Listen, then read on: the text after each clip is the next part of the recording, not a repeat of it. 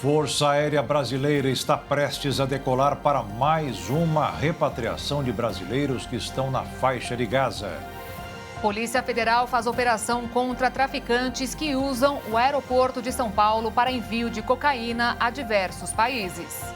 Presidente Lula afirma que o Mercosul não pode ficar alheio à tentativa da Venezuela de anexar o território de Essequibo, na Guiana, e precisa evitar uma guerra. Mais de 4 bilhões de reais em prejuízos já foram registrados por causa das fortes chuvas em Santa Catarina. Maioria dos brasileiros deve fazer compras de Natal em lojas físicas, mesmo com o crescimento do comércio eletrônico. Fatores como ansiedade e cansaço excessivo fazem universitários se automedicarem com remédios controlados. Tribunal de Justiça do Rio de Janeiro retira cargo de presidente da Confederação Brasileira de Futebol, ocupado por Edinaldo Rodrigues. Fundação Internacional de Comunicação intensifica ainda mais ações de solidariedade com proximidade do Natal. Agora no Jornal das 22.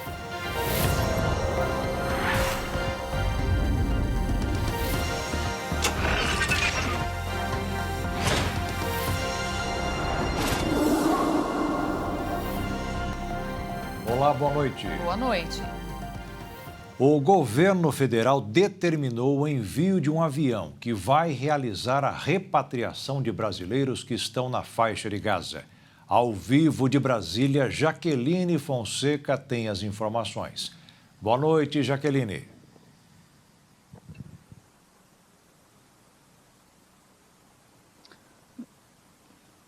Boa noite, Jaqueto, Beatriz e a todos que acompanham a HIT TV.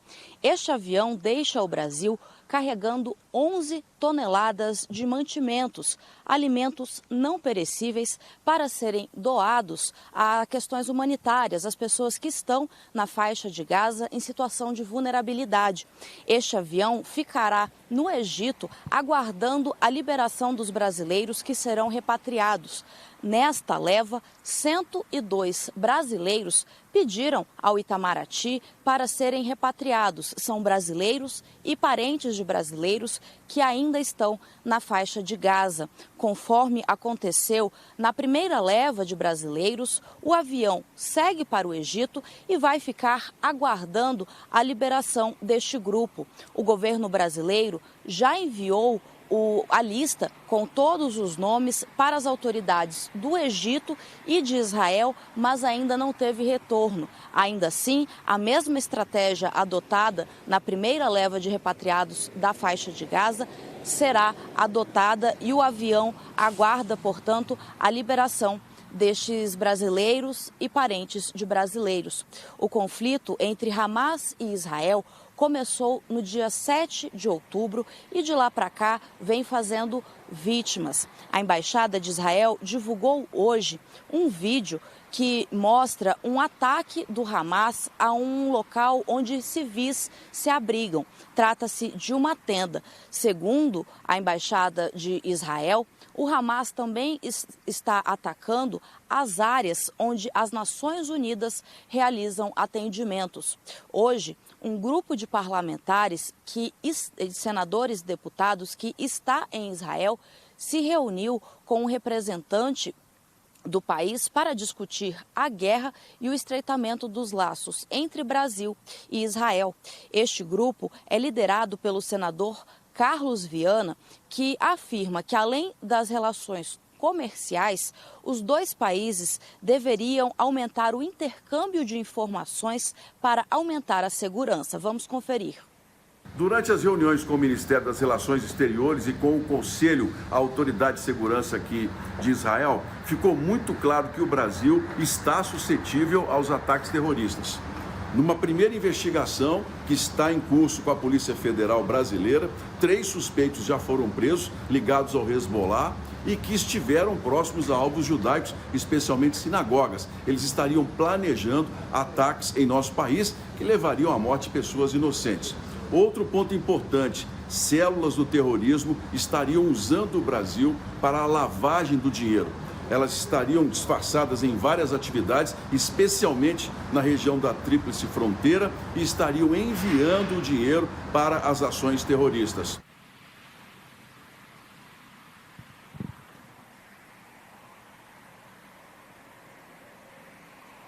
Bom, este grupo de parlamentares segue lá em Israel até sábado, onde participam ainda de uma série de reuniões.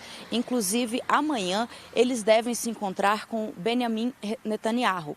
Em outra frente, o Senado Federal vai realizar na semana que vem uma sessão solene para ouvir parentes de pessoas que foram sequestradas pelo Hamas e também o presidente da Confederação Israelita aqui no Brasil.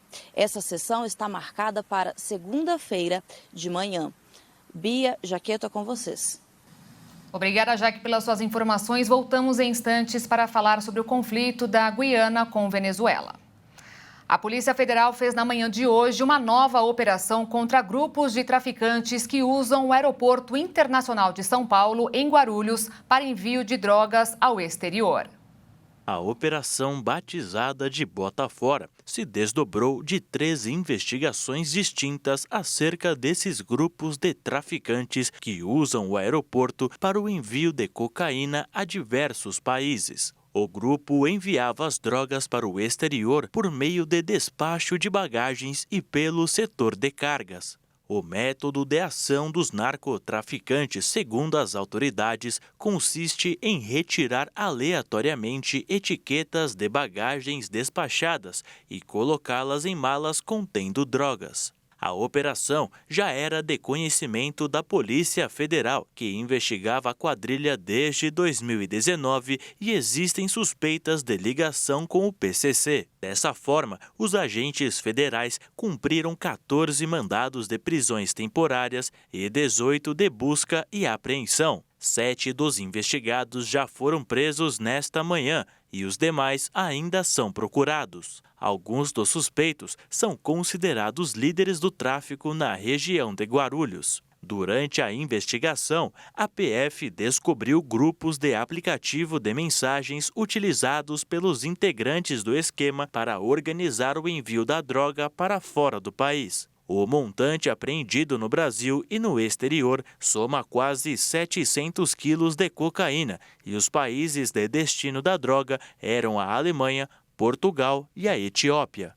A Polícia Civil do Rio de Janeiro apreendeu uma adolescente por envolvimento em uma ameaça de ataque a uma escola em São Gonçalo, na região metropolitana do Rio de Janeiro, que foi localizada durante uma ação preventiva da Delegacia da Criança e do Adolescente, com apoio da Coordenadoria de Recursos Especiais de Combate à Violência Escolar. Isso aconteceu durante uma mobilização do Ministério da Justiça e Segurança Pública por meio do Laboratório de Operações Cibernéticas, junto com a Subsecretaria de Inteligência da Polícia Civil, cujo objetivo é evitar ataques iminentes aos colégios. Interceptaram então indícios de um possível ataque e uma jovem foi localizada durante uma ação preventiva da Delegacia da Criança e do Adolescente vítima, com o apoio da Coordenadoria de Recursos Especiais de Combate à Violência Escolar. Os agentes cumpriram um mandado de busca e apreensão no endereço da adolescente e, durante as buscas do imóvel da investigada, os policiais civis encontraram máscaras com estampas de caveira, símbolos neonazista e facas, um celular e material pornográfico infantil. Esse material foi apreendido e encaminhado à perícia para análise. A adolescente foi conduzida junto com a responsável dela para prestar declarações. Ansiedade, estresse, cansaço excessivo e falta de atenção. Para evitar que problemas como esses atrapalhem os estudos, alguns universitários estão seguindo um caminho perigoso, o da automedicação, usando remédios controlados vendidos só com receita e indicados para tratar transtornos que eles não têm. As dificuldades em lidar com situações tão difíceis como a pressão em concluir o curso e até mesmo tirar boas notas faz alunos universitários buscarem alternativas perigosas para a própria vida. Segundo relatos dos próprios estudantes, muitos se automedicam para driblar o cansaço e ficar mais atento quando épocas de prova se aproximam ou para finalizar trabalhos. E não há dificuldade em conseguir comprar medicamentos tarja preta. Pelo contrário, é tão acessível a ponto de uma conta comercial no WhatsApp chamada USP Tarja Preta vender esses remédios controlados que até então precisam de receita. Os especialistas dizem que essa automedicação é frequente entre os universitários. Os jovens que estão iniciando a faculdade geralmente buscam por calmantes. À medida que o curso vai avançando e ficando mais exigente, o que requer maior dedicação, eles passam a usar substâncias estimulantes como a Ritalina. Não existem números oficiais de quantos estudantes universitários fazem o uso desses remédios vendidos no mercado paralelo e sem prescrição médica, mas a automedicação é um problema conhecido no nosso país. Um estudo feito no ano passado pelo Instituto de Pesquisa e Pós-Graduação para o Mercado Farmacêutico aponta que quase 90% dos brasileiros usam medicamentos sem orientação médica. A automedicação, e isso vale para qualquer remédio que não seja isento de prescrição, e não só os tarja pretas, ainda pode trazer problemas como intoxicação, lesões no fígado e sangramento no estômago e intestino. Ao adquirir remédios sem prescrição e de procedência desconhecida, a pessoa corre o risco de levar para casa uma falsificação ou um medicamento fora do prazo de validade, o que também coloca em risco a saúde. E a seguir, o presidente Lula afirmou que o Mercosul não pode ficar alheio à tentativa da Venezuela de anexar parte do território da Guiana. E ainda, a maioria dos brasileiros deve fazer compras de Natal em lojas físicas, mesmo com o crescimento do mercado eletrônico.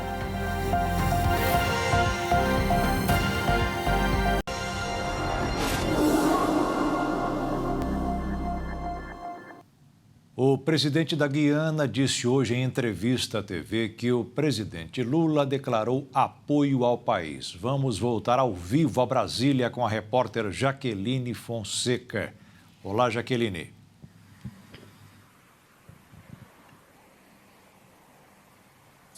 Olá, Jaqueto, é isso mesmo. O presidente da Guiana, Ifrane Ali, disse que conversou com o presidente Lula e que o brasileiro disse que apoia fortemente a Guiana e não a Venezuela. Como você mencionou, essa declaração foi dada durante uma entrevista a uma rede de notícias e não foi nem confirmada nem desmentida pelas autoridades brasileiras.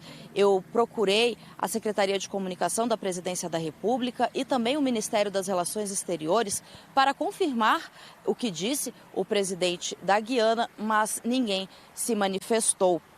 Por enquanto, oficialmente, a posição do Brasil diante desse conflito entre Venezuela e Guiana é de neutralidade. Inclusive, o Brasil pretende mediar essa situação para tentar impedir uma guerra. Os Estados Unidos, por outro lado, realizou nesta quinta-feira um voo militar ao lado das forças aéreas da Guiana.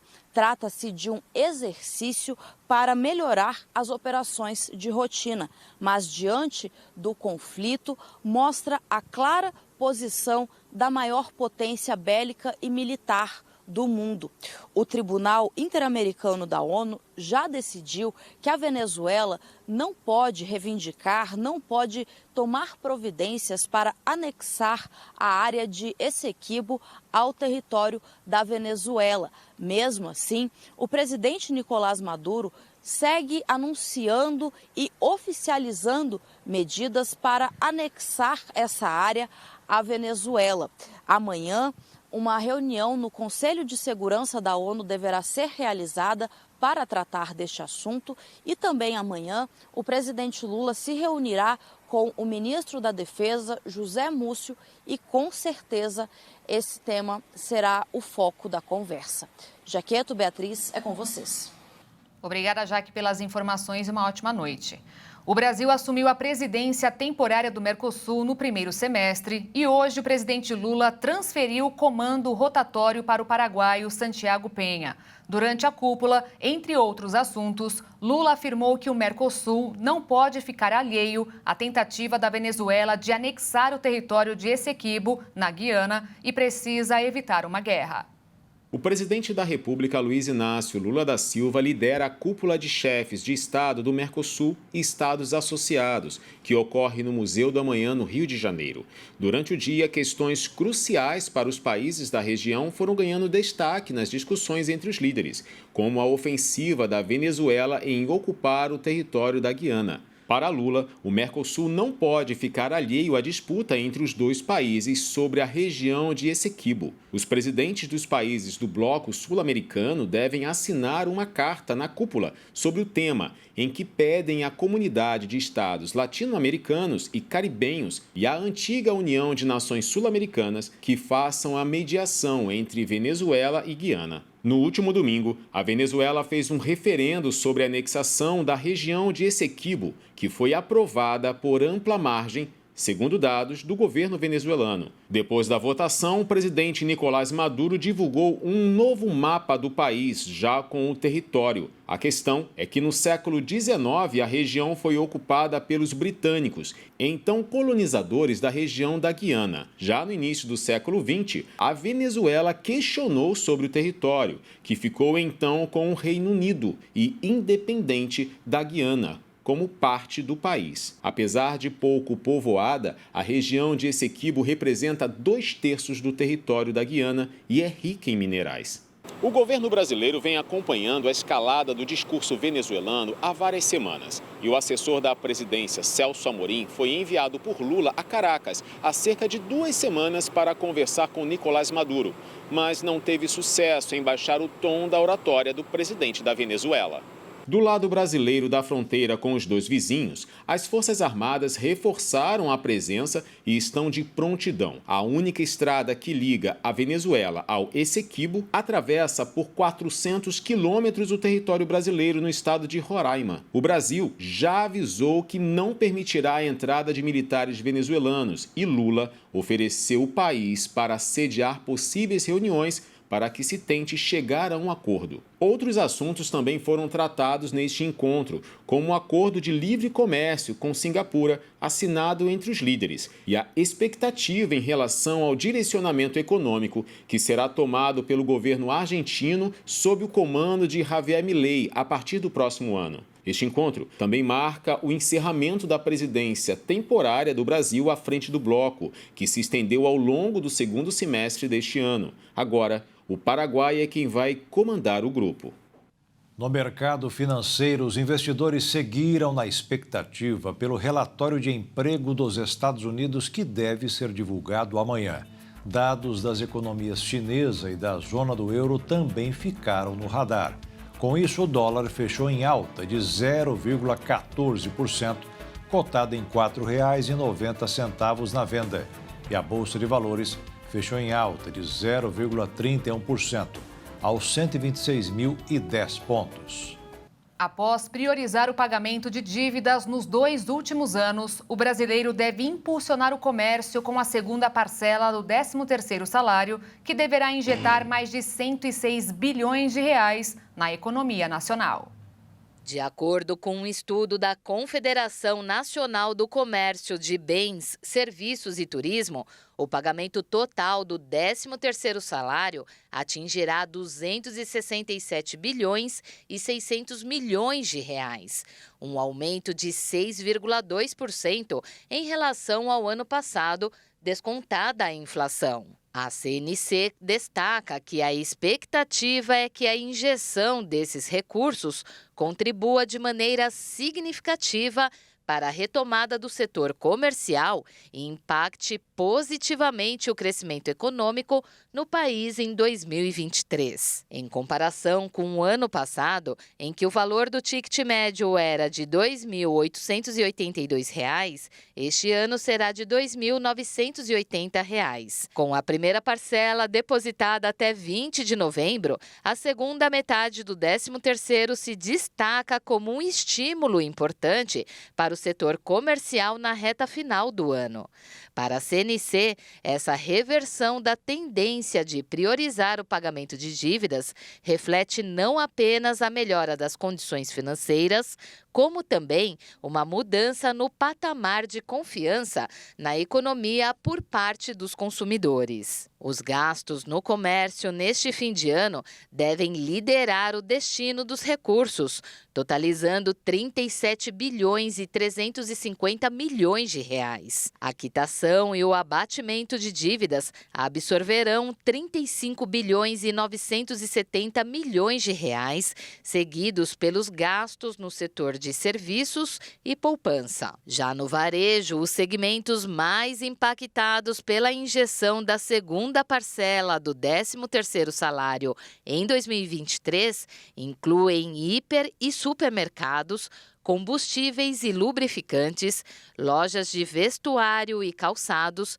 e produtos de farmácia, perfumaria e cosméticos. Diversos fatores provocam a mudança de comportamento dos consumidores em relação aos anos anteriores, como a expansão da renda e do emprego ao longo do ano e a redução da taxa de juros. Já o aumento dos valores do 13º é impulsionado diretamente pelo crescimento do emprego.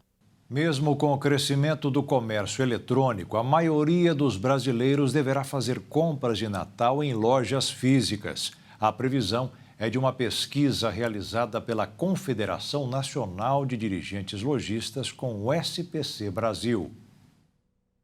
O levantamento mostra que 75% dos consumidores devem buscar as lojas físicas para comprar seus presentes de Natal. A grande maioria, né? Não por acaso, os centros comerciais estão assim bastante movimentados nesses dias que antecedem a data festiva. Mas a preferência dos brasileiros são os shoppings e as lojas de departamento. Esse costume de dar presentes no Natal deve levar quase 133 milhões de pessoas às compras neste ano aqui no país. Segundo a pesquisa, os brasileiros pretendem comprar entre 3 e 4 presentes e gastar em média R$ 138 em cada um deles. Agora, sabe quem vai ser o maior beneficiado com essas compras de fim de ano? Bem, de acordo com um estudo, será o próprio consumidor. É isso mesmo, presentear a si mesmo é a intenção de quase 105 milhões de brasileiros. Mas 60% dos entrevistados também querem presentear os filhos, 48% as mães, 44% os cônjuges e 28% os irmãos. O levantamento mostra ainda que as roupas são os produtos mais buscados para dar de presente neste Natal. Depois vem os perfumes e cosméticos, calçados, brinquedos e, por fim, os acessórios. Bem, somando toda a movimentação varejista, a expectativa é que mais de 74 bilhões de reais sejam injetados na economia do país neste fim de ano. A pesquisa da Confederação Nacional dos Dirigentes Lojistas, em parceria com o SPC, o Serviço de Proteção ao Crédito, foi realizada com brasileiros com mais de 18 anos em todas as capitais do país. A produção e a venda de motocicletas neste ano aumentaram em relação ao ano passado. Segundo o Sindicato Interestadual da Indústria e de Materiais e Equipamentos Ferroviários, o setor fechará o ano com mais de 1,5 milhão de unidades produzidas no país. Um dos principais motivos foi o crescimento dos serviços de delivery. Assim, quem está precisando de um dinheiro a mais acabou escolhendo fazer o trabalho de entregador e comprando sua moto para atuar como motoboy. O veículo também é a melhor opção para quem mora nos centros urbanos e precisa de economia e agilidade. O segmento de motocicletas de alta cilindrada foi um dos principais destaques. O aumento foi de quase 14% de janeiro a outubro desse ano e uma alta de 3% quando comparado ao mesmo período de 2022. Já a exportação não acompanhou o desempenho da produção. Foram exportadas apenas 30 mil unidades, um recuo de quase 40% ao mesmo período do ano passado. A cidade de São Paulo registrou, em média, mais de 460 quilômetros de lentidão nos dias úteis do mês passado. Segundo a CT, a Companhia de Engenharia de Tráfego, essa foi a maior média dos últimos 3 anos. O dia 23 de novembro foi o mais caótico. Na ocasião, a capital paulista apresentou mais de 1.800 quilômetros de congestionamento. O caos pode ser explicado pela greve de metroviários, 3 feriados emendados e o fechamento de alguns terminais de ônibus por conta de disputas internas no sindicato. Além disso, o mês também ficou marcado por desastres naturais que causaram diversos transtornos na vida dos cidadãos. Um exemplo é o temporal que aconteceu no começo do mês e derrubou árvores, interrompeu caminhos e dificultou o deslocamento pela cidade. O preço do barril de petróleo nas cotações internacionais caiu nesta semana. Isso poderá ajudar o governo brasileiro a retomar a cobrança de impostos sobre os combustíveis, sem que os motoristas notem uma diferença no bolso. A queda abre um espaço para a Petrobras reduzir o preço dos combustíveis, o que poderá ser usado de estratégia para minimizar o efeito do tributo federal, que voltará a ser cobrado a partir do primeiro dia do ano que vem. A Câmara aprovou um projeto que cria um protocolo de proteção à mulher chamado Não é Não. O objetivo é prevenir constrangimentos e violência em ambientes onde são vendidas bebidas alcoólicas, como bares e casas de shows. Os locais deverão ter um local visível com informações sobre como acionar a polícia militar e a central de atendimento à mulher. Além disso, também ficará por conta dos estabelecimentos monitorar possíveis situações. Se forem identificados, deverão adotar medidas de apoio e até mesmo afastar a vítima do alcance visual do agressor. O texto vai agora à sanção presidencial. E ainda hoje, o Ministério da Saúde diz que dose de reforço da vacina bivalente contra a Covid é indicada para grupos prioritários. E veja também, mais de 4 bilhões de reais em prejuízos já foram registrados por causa das chuvas em Santa Catarina.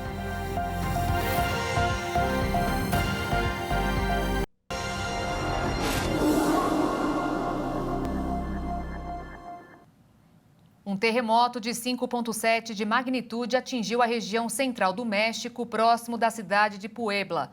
O Serviço Sismológico do México detalhou que o tremor levou ao acionamento do sistema de alertas preventivos do país. O presidente mexicano Andrés Manuel López Obrador entrou imediatamente em contato com autoridades de defesa civil para saber sobre danos potenciais. Contudo, as autoridades locais informaram que o tremor não causou nenhum dano. O abalo sísmico também foi sentido na cidade do México, capital do país, onde os prédios chegaram a tremer. Com a vibração, os alarmes foram acionados e as ruas da cidade ficaram cheias de pessoas. Além disso, o sismo também provocou cenas de pânico da região.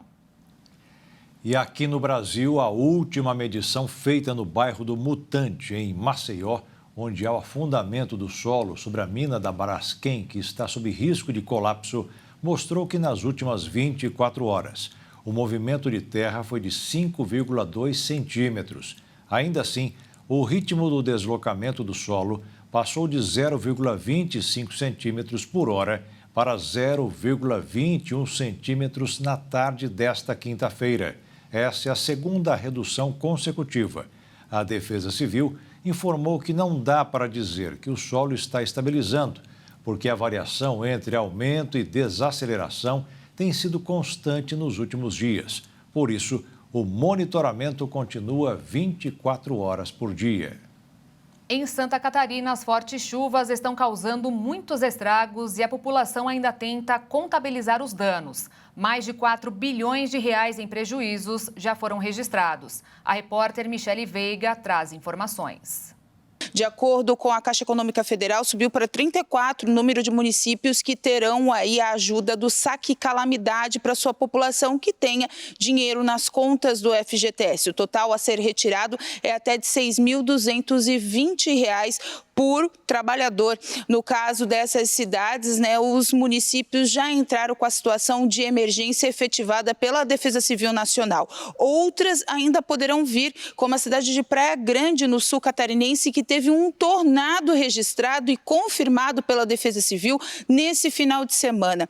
Só esse é o 6º a atingir o solo catarinense entre os meses de outubro e novembro. Mais chuva está por vir, de acordo com a meteorologia do estado. O que aconteceu ontem em Criciúma, no sul catarinense, uma das maiores cidades do estado, uma bomba d'água, de acordo com a Defesa Civil, foi registrada. Choveu 50 milímetros em apenas uma hora, o que deixou muito rastro de prejuízo. A cidade está contabilizando durante toda essa quinta-feira. Limpezas foram feitas nas ruas e também muitos carros ficaram submersos e, inclusive, uma parede veio abaixo de um estacionamento privado, afetando muitos veículos. Ninguém ficou ferido, mas os prejuízos materiais não param de se acumular no estado. Só na área da agricultura já soma-se mais de 4 bilhões de reais de prejuízo, principalmente na parte da suinocultura, que é muito forte em Santa Catarina. Aqui a gente continua de olho nessas situações meteorológicas, porque a Defesa Civil continua em alerta para essa sexta-feira, principalmente de acordo com as questões marítimas. E o Ministério da Saúde recomendou a aplicação de um reforço da vacina bivalente da Covid-19 em pessoas que fazem parte dos grupos de risco. A orientação aconteceu após a identificação de 2 novas sublinhagens de uma das variantes do coronavírus no Brasil. Quem for tomar a nova dose precisa ter recebido a última há mais de 6 meses.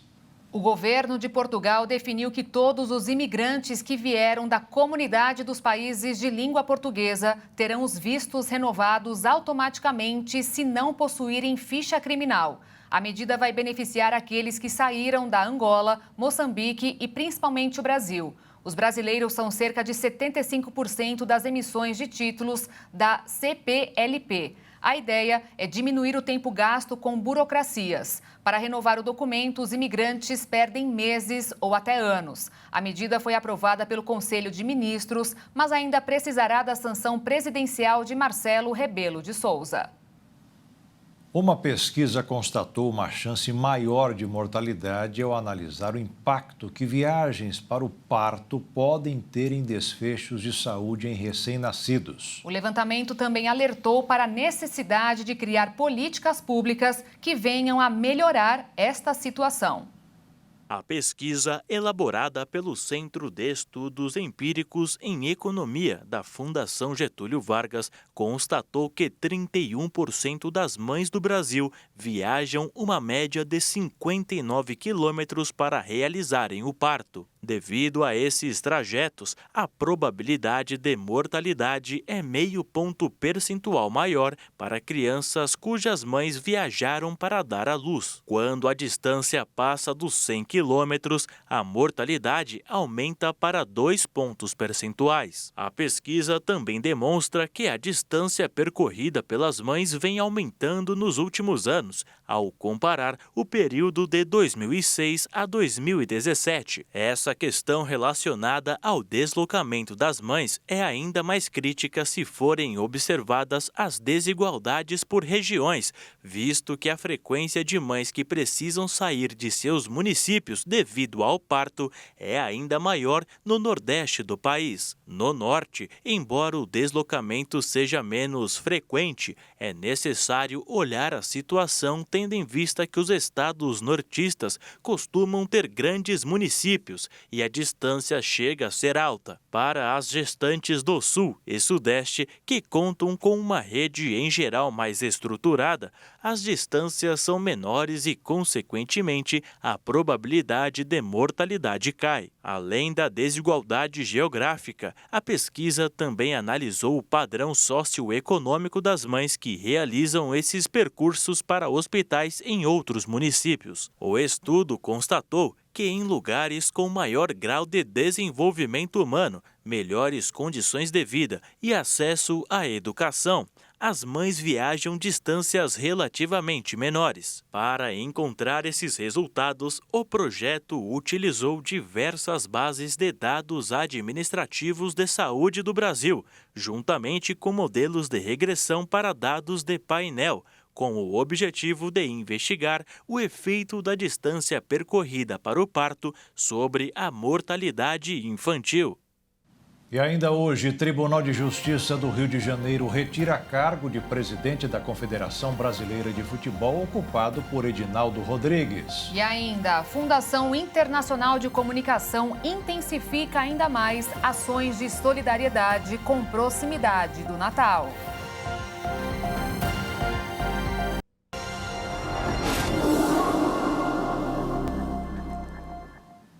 A cidade de Forest City, construída pela China na Malásia, tinha o objetivo de ser uma metrópole ecológica com campo de golfe, parque aquático, escritórios, bares e restaurantes. Mas com o passar do tempo as coisas desandaram e o sonho de consumo de muitas pessoas se tornou um pesadelo. No papel, o plano ambicioso do Country Garden era construir uma metrópole diferente de tudo que já foi visto.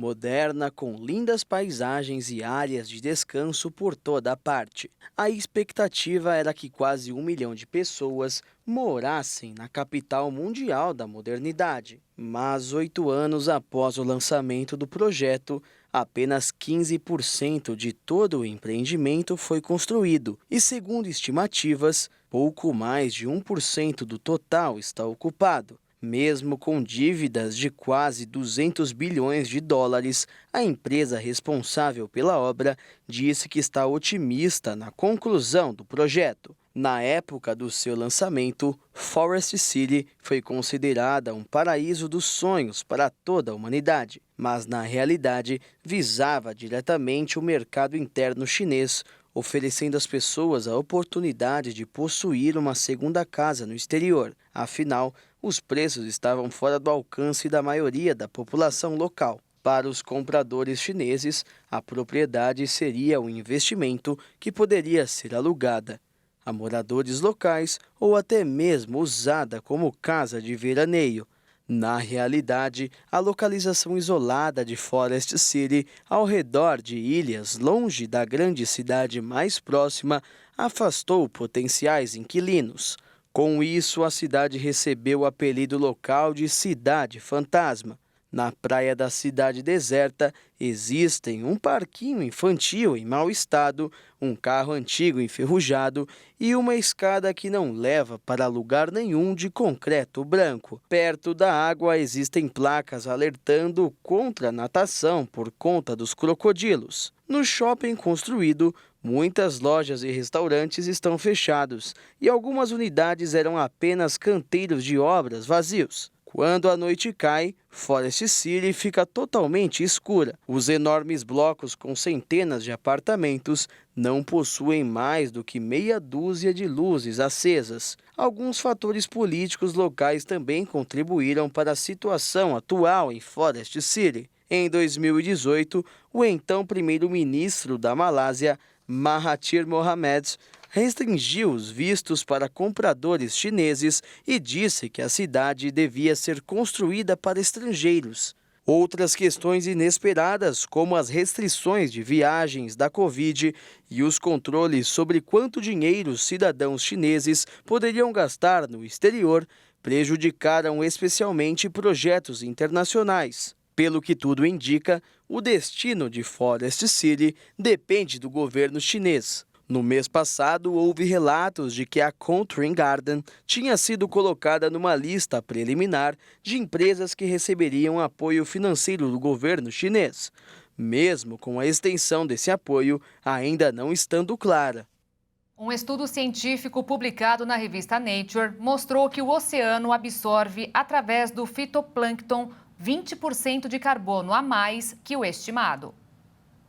Os novos dados mostraram que o número de carbono absorvido chega a 15 bilhões de toneladas anuais, valor 20% maior em relação aos cálculos mencionados pelo painel intergovernamental de mudanças climáticas. Essa absorção acontece graças ao fitoplâncton, que transforma o CO2 em tecido orgânico por fotossíntese. Ao morrer, parte desse fitoplâncton flui da superfície do oceano sob a forma de neve marinha. E para medir o nível da chamada neve marinha, os pesquisadores se basearam em dados existentes de concentração de carbono no oceano, medidos por navios oceanográficos. Ao chegar ao fundo do oceano, ela se transforma em sedimento e em pedra, e acaba sendo responsável por absorver o carbono por períodos longuíssimos. De acordo com diversos cálculos feitos pelos cientistas, preservar a biodiversidade é crucial para garantir este processo de absorção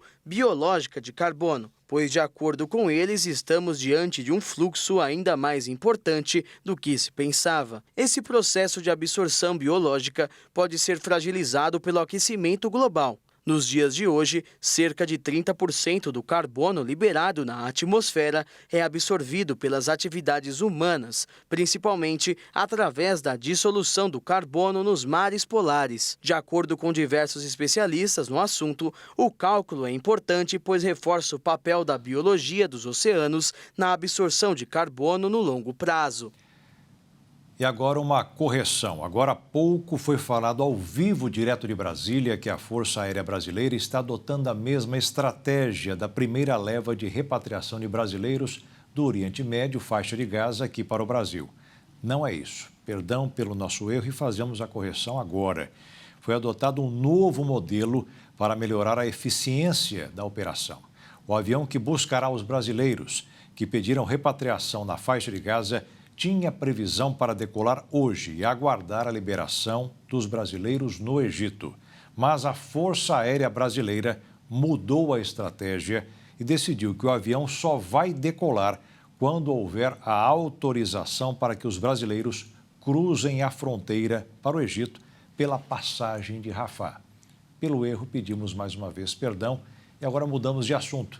Falamos sobre o Campeonato Brasileiro de 2023. Que chegou ao fim com o Palmeiras, conquistando a taça pela 12ª vez em sua história.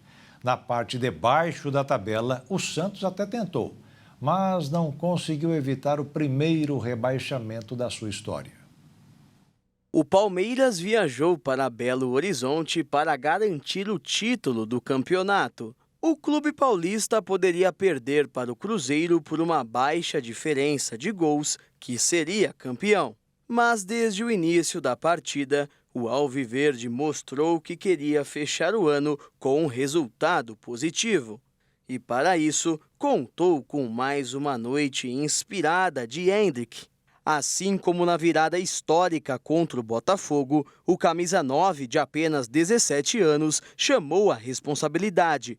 E aos 20 minutos da primeira etapa, aproveitou um vacilo da zaga cruzeirense e colocou a bola no fundo das redes. Com as derrotas parciais de Atlético Mineiro e Flamengo, os únicos dois clubes que ameaçavam o título, o Palmeiras foi para o intervalo, contando os minutos para levantar a taça.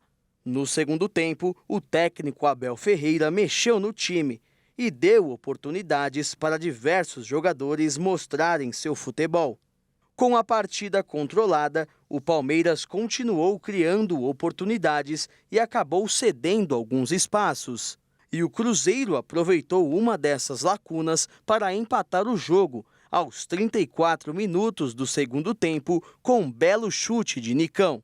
Quando o cronômetro marcou 45 minutos e 52 segundos, Anderson Daronco, árbitro da partida, pediu a bola e apitou o final do jogo.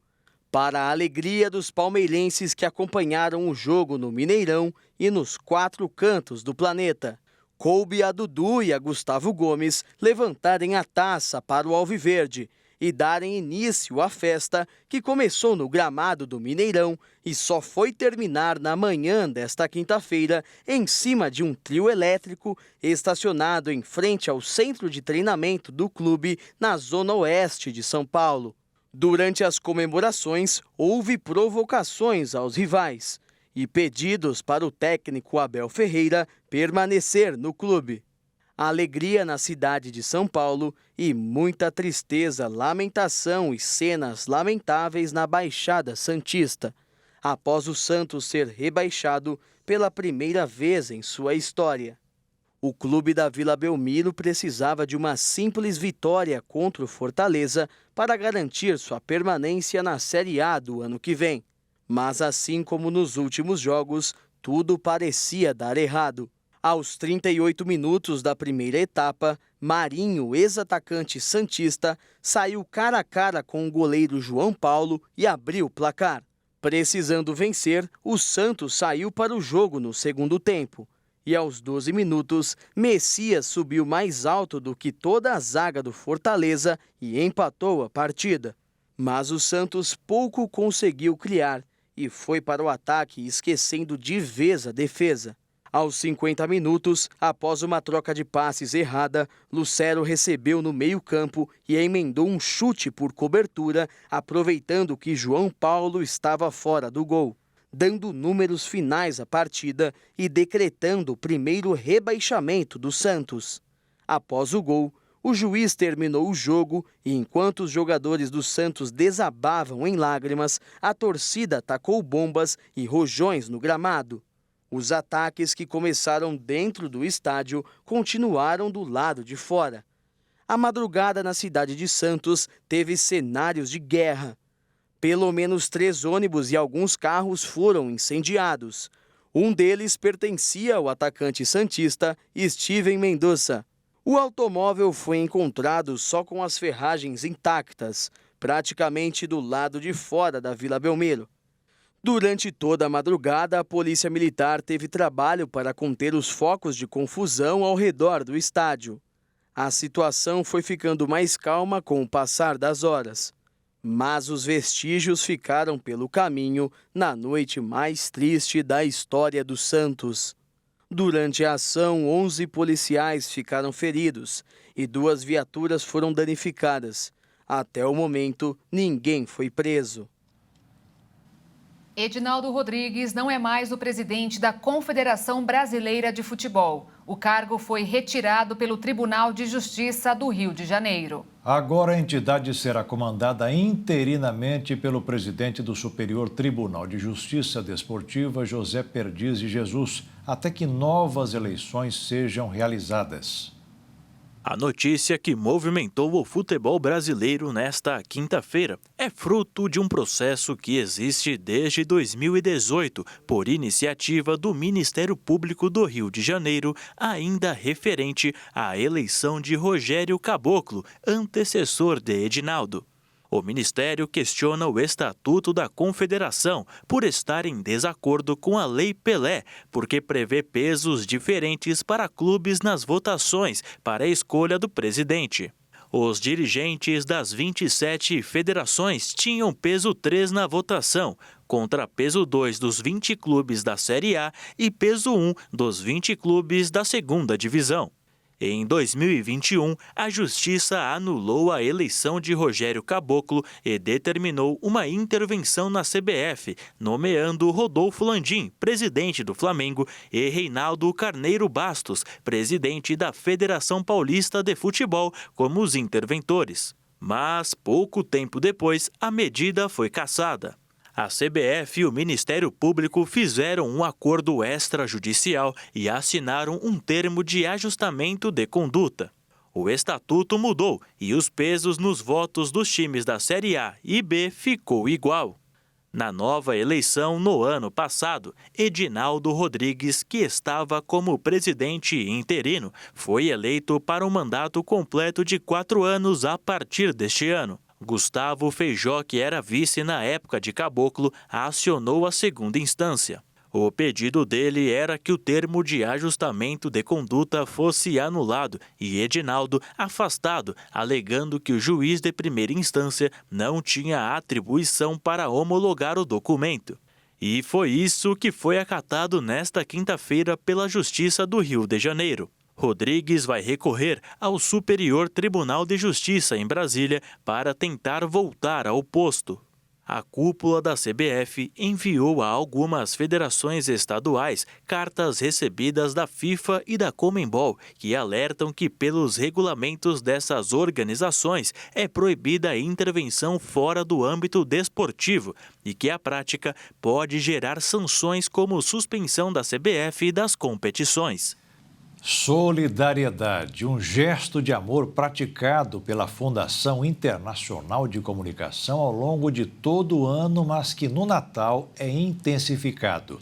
Neste mês de dezembro, a FIC realiza ações em várias instituições de São Paulo e a nossa equipe de reportagem acompanhou uma delas. Levar alegria ao Natal de quem mais precisa é a missão da Fundação Internacional de Comunicação neste final de ano. Em parceria com o Ministério Mulheres que Vencem e o braço social da sede da Igreja Internacional da Graça de Deus em São Paulo, voluntárias proporcionaram um dia especial ao Instituto Solid Rock Brasil, na zona norte da capital. Que aqui as crianças que estão aqui, muitas das vezes não tem essas visitas de pessoas de fora. E aqui a gente está fazendo acolhimento, fazendo aquele carinho, né, especial para todas as crianças.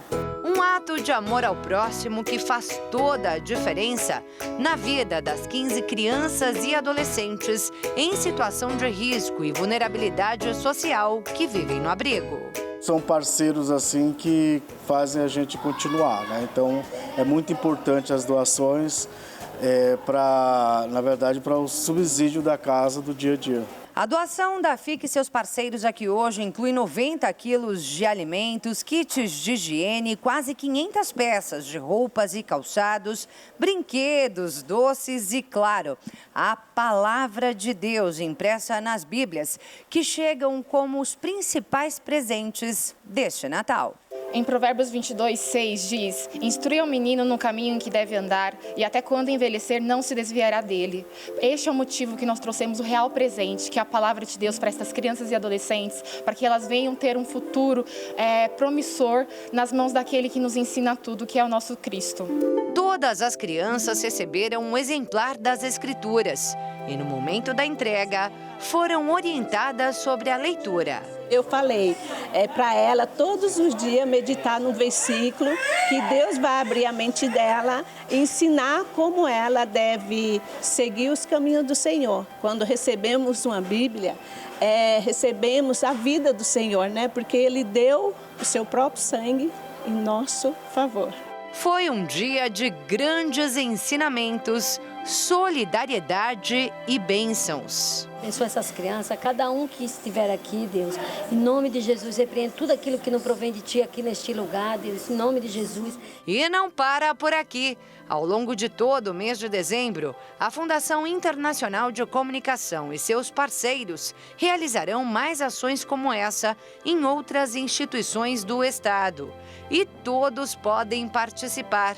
Faça sua doação de alimentos não perecíveis, itens de higiene e brinquedos em bom estado em qualquer unidade da Igreja Internacional da Graça de Deus, em todo o Brasil. E o Jornal das 22 termina aqui. Obrigada pela sua companhia nesta quinta-feira. Um ótimo fim de noite para você e até amanhã. Boa noite, fique na paz. Tchau.